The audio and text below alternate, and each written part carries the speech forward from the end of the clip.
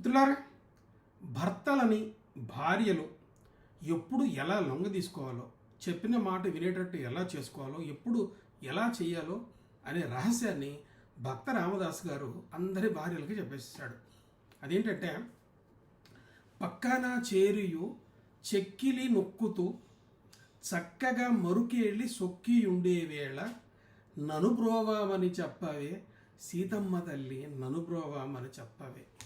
రామదాస్ గారు బాగా వేదన పడుతున్నాడు.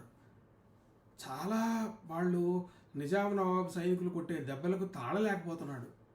తాళలేకపోయి 3-4 కీర్తనలు పాడేశాడు ఆయన. రామదాసు రాముణ్ణి మొక్కుకుంటూ ఉన్నాడు. మొక్కుకుంటూ ఉంటూ రికమెండేషన్ చేయమని చెప్పాలి, నన్ను రక్షించమని రికమెండేషన్ చేయమని చెప్పాలి. ఎవరికి చెప్పాలి? రాముల వారికి చెప్పాలి. ఎవరు చెప్తారు? సీతమ్మ వారు చెప్తుంది. సీతమ్మ వారు అమ్మ నువ్వు ఎప్పుడు చెప్తే ఆయన మాట వింటాడు, చూసి చెప్పు అన్నాడు.